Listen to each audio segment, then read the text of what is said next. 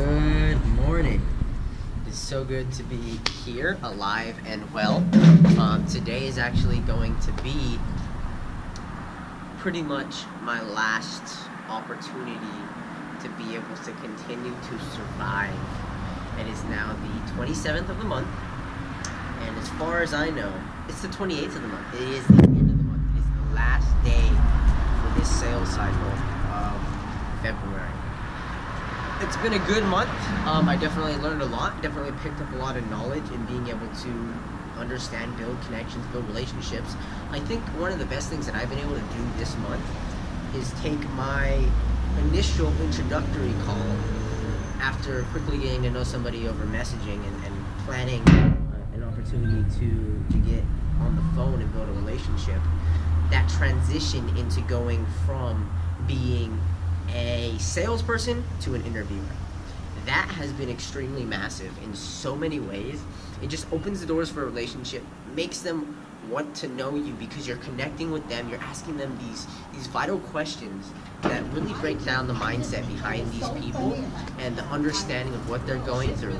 Therefore, you're able to learn more about their industry, what their business is like, what kind of problems they have to tackle, and then you find out the source. Okay, this is what they are struggling with. And even if you don't find that out, it's amazing to be able to comprehend that going into the next opportunity of a call is going to be something that is financially something that they're willing to look into. You may not have said in which case I could say, oh, okay, and on your timeline, what would you like to invest in something like this when it comes to marketing or being able to do branding, right? I could say that.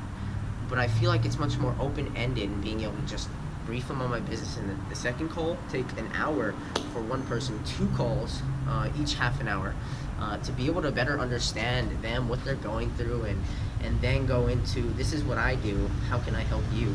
You know, and then they would have that level of trust after the second call to come back to you and be like, yeah, you know, I'll keep you in mind, and when I do have a need for this, I'll definitely talk to you, reach out, you know.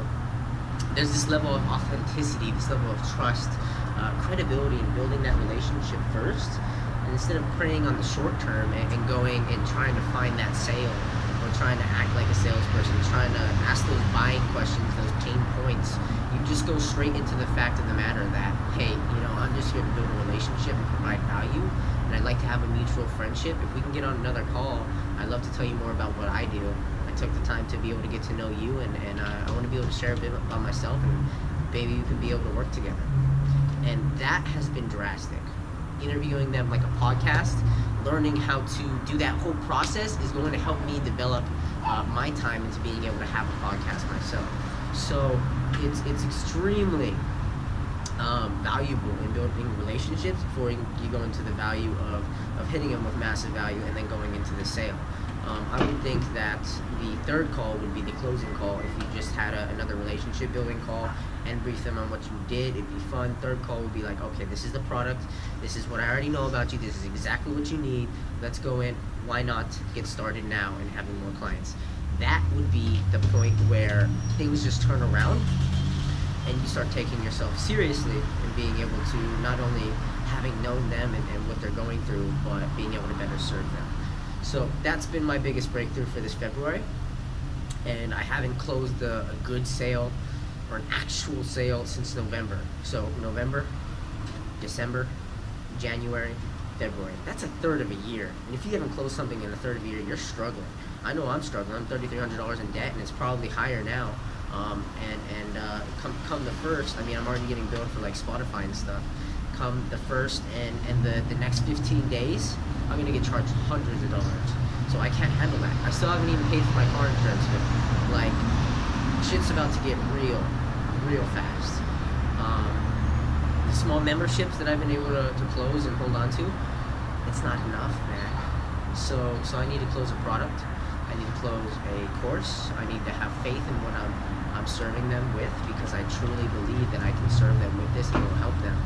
It's just a matter of being able to have the right strategic process, the right sales process, the right systemic placement of a presentation, which I haven't tried to evaluate. I haven't done a Zoom call since I probably closed that other call.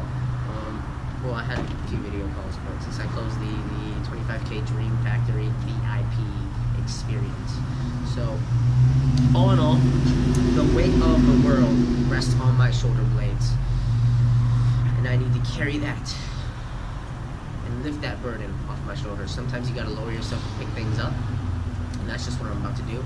I have 3 follow-up calls, 2 of which are basically relationship calls. It's the second call, and then the third call would be with a lady named Sage, who I already tried to close. Didn't do a good job, and her concern was not being informed enough. I don't think it's a matter of the other products she's dealing with. I think with Sage, it's a matter of being informed in her decision, and she feels rushed because she wasn't informed. So I want to inform her, make sure it's something that's going to help her, and brief her on being able to get more clients now and how that's going to help her in the long run. I think that's extremely valuable, and preying on short-term limitations would definitely have an opportunity cost in the future. So, do what's right. Do what you think is right, Osada. I definitely know that would be it. It's not a huge budget expense, but yes, I agree. It's a lot of money. And a lot of people are spending a lot of money to be able to make things happen, to be able to advance their business, and you should be grateful that you have the opportunity to advance your business, because some people can't even pay for their rent. They don't have a house, they're starving. So there's so many different things that I can be able to put out there. I just have to be able to have the systemic process in place and the strategies to be able to make that happen, as well as my personality and character. My integrity is on the line.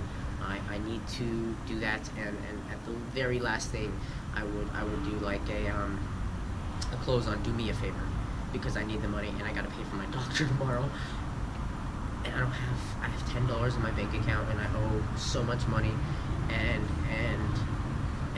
I'm even overdue, and then I missed my other payment from PayPal, so now my minimum payment's going up. Like, things are getting real fast. These next 15 days are gonna crush me. I won't be able to pay for anything. I'll lose my cell reception. I won't be able to financially be stable and moving forward. I'm like almost empty on gas, and I have $9 in my PayPal account. That's it. 14 cents in my Chase account. So no dollar bills in my wallet, except for my lucky $10 bill, which I had to exchange it to Costco for a pizza, and then Adam gave me $10 for the pizza, and then I went and returned that $10 to get my $10 back because I'm a generous lady, held on to it for me. That's the only money. I'm down to pennies in my jar. Like, oh, Sada, get it real fast. You don't have anything, and this is going to be some serious stuff if you don't make something happen. So, God bless. God's watching you. You're praying. People are praying for you. You know, financially, you're going to make this happen because you have the passion to be able to help other people's dreams happen. I know it's right for you. I know it's right for you, and I want to be able to make sure that you are able to continuously provide to more people. If not for me, then do it for the people you serve, because this is something that you don't want to wait on, and being able to not only expand your reach and influence, but the reach of others. Boom! Bah! I need your agreement here and here. Let's do this.